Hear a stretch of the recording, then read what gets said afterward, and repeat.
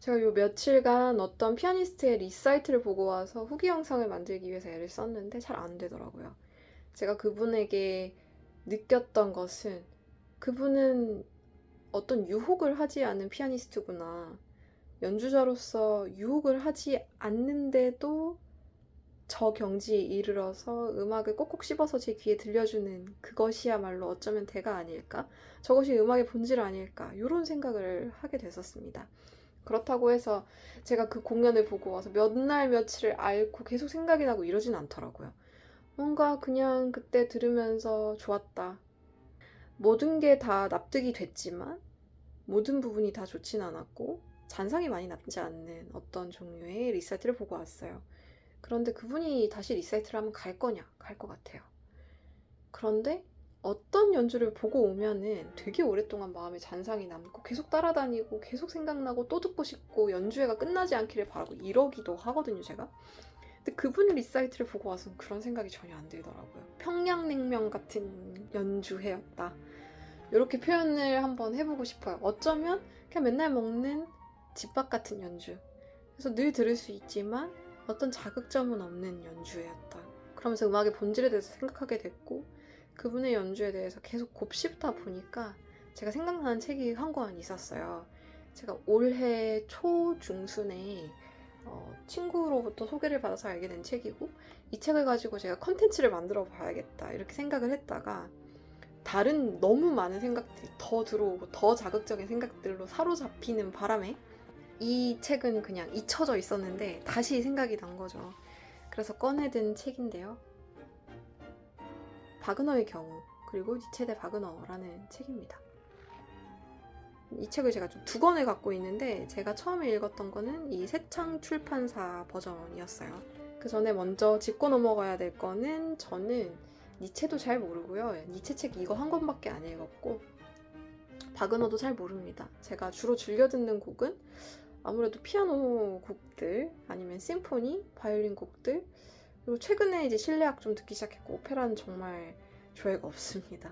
그런 상태이기 때문에 제가 바그너 얘기를 한다거나 니체 얘기를 한다고 생각하시면 오해이고요. 몇 가지 문장들을 빌려서 제가 하고 싶은 얘기를 하려고 하는 것입니다.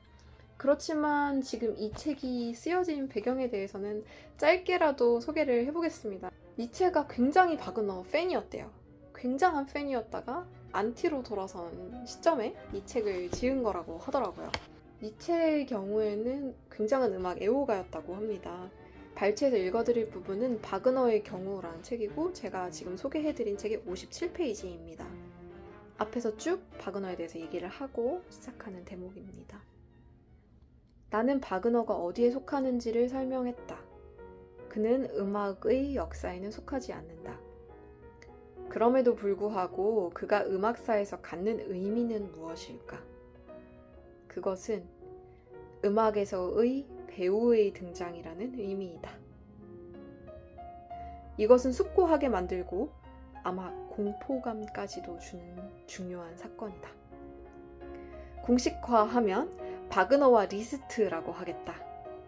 여기서 리스트는 프란츠 리스트 작곡가입니다. 훌륭한 피아니스트였고 굉장히 기교를 뽐낸 피아니스트의 대명사로 불리는 사람이죠. 제가 생각했을 때 그러면 왜 그 피아노 리사이트를 보고 이 대목이 생각이 났느냐 하는 얘기부터 시작을 해볼게요. 한동안 연주자는 약간 배우 같다라는 생각을 했었어요. 작곡가가 이제 대본을 쓰면 그걸 연기를 하는 거죠. 연주자가. 그래서 연극도 비슷하잖아요. 대본을 쓴 사람이 연기를 할 수도 있고 연출을 할 수도 있지만 극본을 쓴 사람이 반드시 연기를 하는 건 아니니까요. 연기자마다 그 대본을 소화해내거나 연기를 하는 게 다르잖아요. 곡의 해석이라는 것이 결국은 연기자가 그 극본을 어떻게 관객석으로 전달하느냐 하는 거랑 비슷하지 않을까. 그래서 저는 한동안 끼 있는 사람들이 연주자여야 한다 이런 생각이 들더라고요. 강렬한 인상을 남기고 강렬한 존재감을 무대에서 뿜어낼 수 있는 사람, 카리스마를 가지고 있는 사람이어야 객석으로부터의 에너지를 이겨내고 자기 얘기를 그 큰 관중들에게 전달할 수 있지 않나 하는 생각을 했었던 찰나에 제가 그 리사이트를 보고 온 거죠. 그날 리사이틀은 유독 객석 조명이 어두웠고요. 핀 조명이 피아노로 빵 떨어지면서 피아노에 굉장히 집중이 되도록 하는 연출을 했더라고요. 이 연출하는 입장에서 연극적으로 생각을 하면은 모노극을 하는 느낌이었어요. 그럼 제가 그런 걸 좋아하느냐, 그런 드라마들을 좋아하느냐를 생각을 해봤을 때 제가 리스트를 그렇게 좋아하지 않았거든요. 제가 올해 가장 작곡가에 대해서 인상과 느낌이 변한 작곡가가 있다면 리스트인데요. 리스트를 치면서 되게 많이 바뀌었는데 그럼에도 불구하고 제가 리스트를 듣거나 그리고 딱 한 곡 쳐봤지만 그 곡을 칠 때 들었던 생각은 리스트는 드라마 작가다라는 생각이거든요. 굉장한 감정 과잉을 요하고 연주자에게도 감정을 굉장히 극적으로 폭발시켰다가 감정을 굉장히 축소시켰다가 막 이런 것을 해야만 리스트를 리스트적으로 풀어낼 수 있는 거라고 저는 생각을 합니다. 듣는 입장에서도 그랬고 칠 때 좀 더 느꼈던 거는 선생님이 해주는 말인데 이건 리스트적 쉼표이기 때문에 여기선 쉬어줘야 돼요 이렇게 얘기를 하더라고요. 그래서 막 치다가 빵 쉬었다가 이렇게 빵 다시 들어가는 그런 걸 해야 되는데 저는 그런 걸 할 때 되게 민망해요. 연주를 할 때도 말하자면 제가 그런 걸 그렇게 좋아하지 않았던 사람인 거죠. 그리고 같은 책의 조금 앞으로 돌아가 볼게요. 이거는 46페이지에 있는 얘기인데요. 책에서나 음악에서 무엇보다도 본질을 요구하며 단순히 그럴듯하게 차려낸 잔치상으로는 전혀 대접될 수 없는 우리, 다른 부류의 사람들에게는 그것이 매우 기분 나쁘다. 쉽게 말하면 바그너는 우리에게 씹어먹을 것을 충분히 주지 않는다. 이렇게 얘기를 하는데 오만방자하기 짝이 없죠. 이게 니체이기 때문에 할 수 있는 얘기지. 니체가 아니었으면은 지가 뭔데 이런 얘기 나올 법한 우리 같은 사람들 막 이렇게 얘기를 하면서 저는 이 대목을 읽으면서 되게 재밌다고 생각했습니다. 니체가 이렇게 말하는 사람이었구나. 되게 비대한 자아를 갖고 있는 사람이었다. 그러니까 그런 대단한 철학을 구축을 했겠죠. 제가 느끼기에는 니체는 되게 어떤 부류의 사람들과 본질을 추구하는 사람들을 구분한 것 같아요. 이거 뭐 북방, 뭐 남방 이렇게 구분하기도 하고 독일적 뭐 이렇게 표현하는 표현도 나오는데 거기에 대해서 제가 조예가 없기 때문에 다 차치하고 되게 쉽게 그냥 제가 이해하는 언어로 생각을 하면 본질을 추구하는 사람들, 깊이를 추구하는 사람들이 한 부류고 여기 한 부류, 본질과 깊이를 추구하는 사람들, 되게 샬로우한 사람들, 그냥 들으면서 그냥 엄청나게 뭔가 압도되는 것에 매료되는 사람들, 요거를 또 다른 부류로 이제 놓는 거죠. 그랬을 때 바그너는 요 부류의 사람들, 깊이를 추구하지 않는 뭔가 드라마틱한 것만 보면은 압도돼 이러는 사람들한테만 자극을 주는 것이다. 이런 얘기를 하고 있습니다. 그리고 또 조금 더 앞으로 넘어가 보겠습니다. 42페이지에 있는 얘기입니다. 바그너의 음악에 의해 대중화된 모든 것은 의심스러운 취향을 가진 것이며 취향을 망가뜨린다. 그리고 막 곡들을 얘기를 하면서 아무짝에도 쓸모없는 소음이다. 그리고 어떻게 음악으로 최면을 거는지에 대한 가장 적절한 예다. 너무 위험하지만 너무나 성공적이다. 이렇게 얘기를 하고요. 이제 43페이지로 넘어가면 이런 얘기를 합니다. 이러한 바그너의 격정은 숨을 멈추게 하고 극한의 감정이 더 이상 사라지지 않길 원하며 순간순간 사람들을 질식시킬 것 같은 상태를 두려울 정도로 지속시킨다. 바그너는 과연 음악가였을까? 확실히 그는 그 이상의 어떤 다른 존재였다. 말하자면 비할 바 없는 배우, 가장 위대한 연기자, 독일인이 소유했던 가장 경이로운 극장의 천재, 우리의 최고의 연출가였다. 그는 음악의 역사에 속해 있다기보다는 다른 분야에 속해 있었다. 사람들은 진정한 위대한 음악가와 그를 혼동해서는 안 된다. 바그너와 베토벤, 이것은 신성모독이다. 그리고 이것은 결국 바그너에게도 부당한 것이다. 그는 음악가로서도 진정 그 자신일 뿐이었다. 그는 음악가가 되었고 시인이 되었다. 왜냐하면 그의 내면에 있는 독재자, 그의 천재적인 배우 기질이 그를 그렇게 되도록 강요했기 때문이다. 사람들이 그 안에 있는 지배적 본능을 알아차리지 못하는 한 바그너에 대해서는 아무것도 알아낼 수가 없다. 이런 얘기를 들을 때 굉장히 공감이 가요. 그럼 저는 어디에 속해 있는 사람일까를 생각하는 거죠. 본질적인 걸 추구하는 그런 음악을 좋아하느냐, 굉장히 멜랑콜리한 음악을 좋아하고, 근데 또 여기 보면은 니체는 또 쇼팽은 좋대요. 쇼팽도 되게 드라마틱한 음악을 많이 썼다고 생각하거든요. 리스트만 그런 건 아니잖아요. 리스트의 드라마틱함과 쇼팽의 드라마틱함이 좀 다를 뿐이지 둘 다 드라마는 드라마거든요. 니체가 말하는 이제 바그너적 드라마를 저는 바그너를 잘 알지 못하기 때문에 리스트로 치환해서 생각을 하면 엄청 큰데 그 안에 들어있는 건 별로 없는 그런 느낌? 알맹이는 없으면서 자기를 부풀릴 줄 아는 사람들 있지 않습니까? 그런 느낌으로 좀 바그너를 본 것 같아요. 그리고 저도 그런 걸 별로 좋아하진 않았던 것 같고 그렇지만 쇼팽 같은 느낌은 또 제가 되게 좋아하거든요. 처음 제가 클래식 음악을 찾아듣기 시작했던 게 쇼팽이었고 그럼 쇼팽이 어떤 면이 좋냐 그 사람은 내면으로 막 침잠해서 살갗이 애리게 하는 그런 느낌이 있어요. 물론 연주자마다 다르겠지만 처음엔 그렇게 치는 연주들을 좋아했던 거예요. 결국 쇼팽을 리스트처럼 치는 걸 좋아했던 것 같아요. 되게 자극적이고 굉장히 쇼맨십 있고 그리고 이야기들이 정말 그 선율마다 다 살아있으면서 저한테 이렇게 탁 감정을 사로잡는 그런 연주를 좋아했던 거죠. 그런데 어느 순간 그런 음악, 그런 연주가 고역이더라고요, 듣는 게. 프랑크의 코라렌푸가 이런 곡 있지 않습니까?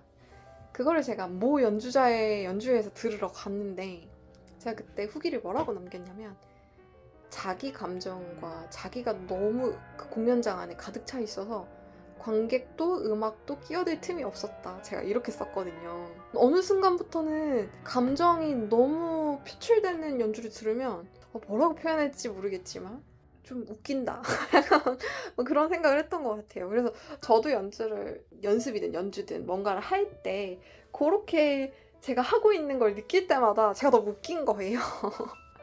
그래서 그럴 때마다 제가 많이 웃는 것 같아요. 제가 막 하면서도 연기로 치면 메소드 연기를 제가 못하는 거죠. 감정을 빼고 담백하게 이렇게 치는 게 좋은데 근데 저는 그런 생각이 들더라고요. 제가 얼마 전에 조성진 씨 베토벤 피아노 콘체르토 3번을 제가 이때까지 들었던 조성진 씨 연주 중에서 가장 좋았다고 얘기를 했는데 왜 그랬을까? 그리고 제가 이번에 들었던 피아노 리사이틀 저는 그분의 연주를 들으면서 이 사람 진짜 거장이다 이렇게 생각을 했고요. 그리고 피레스의 연주 그리고 비르살라제의 연주 이런 걸 들으면 왜 나는 이 사람들의 연주를 굉장히 거장 연주라고 생각하는가 그리고 동시에 그 거장들의 연주가 반드시 제 마음속을 막 헤집고 오랫동안 따라다니고 그 연주가 끝나기를 바라지 않고 이렇게 되는 건 아니에요. 연주자마다 좀 다른데 존재감이 압도하는 연주자들이 있어요. 그런 연주자들을 보면 감정을 아주 과잉적으로 표출하지 않으면서도 존재감은 딱 있는 그런 연주.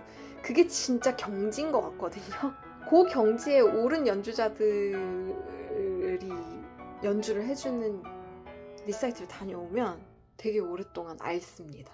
막 소리를 지르고 싶고 막 연주를 보고 있는데 막 연주장 안으로 막 뛰어들어가고 싶고 그런 느낌을 줬던 피아니스트들 중에 한 명이 비르살라제 또 다른 한 명이 질버스타인 그리고 올해 봤던 다니엘 트리프노프가 좀 그랬어요. 원래 제가 그렇게 느끼지 않았는데 근데 그게 어떤 느낌인지 제가 정말 잘 설명을 하고 싶은데 감정 과잉은 아니에요. 바그너를 연주하더라도 바그너적으로 연주하지 않을 것 같아요. 그런데 존재감은 있어야 되는 거죠. 근데 어떤 피아니스트들은 자기 존재감이 좀 부족한 거죠. 그건 어쩌면 타고나는 걸 수도 있겠다는 생각을 해요. 그래서 제가 되게 헷갈리는 거예요. 자기 존재감이 딱 이렇게 무대에 섰을 때 압도하는 연주자라는 것이 어쩌면 연극적이라는 생각을 한 거죠. 이것도 밸런스일까요? 근데 또 이 존재감만 있는 친구들이 있더라고요. 좀 어릴수록 더 그런 것 같은데 그 존재감이 있으면 유리한 것 같아요. 좀 망치고 좀 사실 그때 제가 아까 말했던 것처럼 막 너무 감정 과잉이라서 나는 저 연주를 듣고 좀 기분이 역겨운 생각이 들 정도였다고 해도 시간이 지나서 그 연주자를 다시 보러 가고 싶은 생각은 들더라고요. 그러니까 연주 기회를 얻기 위해서는 그게 좀 필요한 게 아닌가. 좀 틀리고 막 이런 게 중요한 게 아니고 어떤 종류의 키, 곡에 있는 게 중요한 것 같은 거죠. 근데 그걸로 어떤 다음 레벨로에 어떻게 갈 수 있느냐 하는 건 또 아니고 그런 생각을 하면서 그 리사이트를 내도록 봤던 것 같습니다. 그 끼라는 게 사실 뭐인 것 같냐면 유혹이거든요. 관객들이 유혹하는 거예요. 피아노를 그냥 내가 치면서 내가 너한테 들려줄게 이렇게 하는 게 있고 유혹을 하는 게 있는 거예요. 근데 그 유혹은 자기의 투영인 것 같습니다. 연주자 본인의 투영인 것 같아요. 그래서 막 얘기를 하는 것 같아요. 이 얘기를 담아야 된다. 근데 자기 얘기를 담으려면 본인이 본인을 잘 알아야 되고, 그리고 자기 얘기를 담았는데 본인이 매력적이지 않으면 그 얘기가 재미가 없잖아요. 유혹이 안 되는 거죠. 지금 니체가 말한 요 얘기 있잖아요. 잘 이해를 했는지도 잘 모르겠지만 어떤 음악 자체로서의 드라마가 있는 반면에 그 연주자가 또 전달해주는 그 전달력이라는 건 또 별개의 이슈니까 요 얘기를 하면은 저는 그런 생각을 합니다. 드라마를 표방하지 않는데 드라마가 된다. 이게 진짜 최고의 경지가 아닌가. 요약하면 이런 얘기를 하고 싶은 것 같아요. 아 물론 막 기술적인 실력 이런 거 뭐 이렇게 뭐 루바토, 뭐 레가토 안 틀리는 거, 빨리 손가락 굴러가는 거 이런 거는 지금 여기서 논할 계제가 아닌 거예요. 너는 되냐? 뭐 이런 얘기를 하시면 안 됩니다. 저는 아직 그 재료들을 수집하는 단계에 있기 때문에 재료들을 다 모아서 이제 연마를 해서 그리고 원래 타고난 재능으로 이제 대신 분들이잖아요. 연주자를 가르는 어떤 것이 무엇이냐 하는 거죠. 제가 모 연주자를 굉장히 좋아했어요. 그 연주자를 이렇게 딱 보러 갔었을 때 이 느낌 처음 받아본다. 이렇게 생각을 할 정도로 되게 좋아했던 연주자가 있었어요. 굉장히 빨려 들어가는 듯한 연주 실력을 보여줬고 제가 그냥 음악이 되는 것 같았고 그 음악이 저한테 그냥 흘러 들어와서 흡수되는 느낌을 받았거든요. 진짜 아무것도 안 남고 그 연주자와 피아노와 저 이렇게만 남아있는 것 같았습니다. 그날 연주회에서 그 연주자가 굉장히 다양한 작곡가들의 곡을 쳤어요. 필요에 의해서. 그리고 굉장히 잘 준비될 수밖에 없는 상황이었고 진짜 매료됐고 물론 그 전에도 제가 그 연주자의 연주회를 간 적이 있었지만 그날 연주에서 제가 완전히 그 연주자한테 꽂힌 거예요. 그래서 온갖 연주회를 다 예매를 해놨었죠. 그 연주자의 것을. 그러고 나서 어떤 시점 이후에 그 연주자의 연주를 들으러 갔는데 아무것도 안 느껴지는 거예요. 잘 치죠. 너무 잘 치는 연주자예요. 제가 봤던 그게 없어요. 그러고 나서 또 그 다음 연주회를 갔는데 또 안 느껴지는 거예요. 그러고 나서도 제가 한동안 그 연주자의 연주회를 계속 갔습니다. 왜냐면 그 느낌을 정말 느끼고 싶기 때문에 그걸 하나를 바라고 가는 거예요, 관객은. 마침내 좀 비슷한 걸 느끼긴 했는데 제가 전에 느꼈던 그건 없어요. 연주자의 상태가 저는 연주를 통해서 굉장히 잘 투영된다고 생각을 하고요. 음악가들 진짜 너무 힘들겠다. 이게 다 투영이 되잖아요. 바른 생각을 가지고 겸손하고 겸허하고 수양하듯이 계속 그렇게 살아야 되는 것인가. 그런 게 느껴질 수도 있다. 제가 다 아는 건 아니지만요. 그런 거 느낄 때가 있습니다.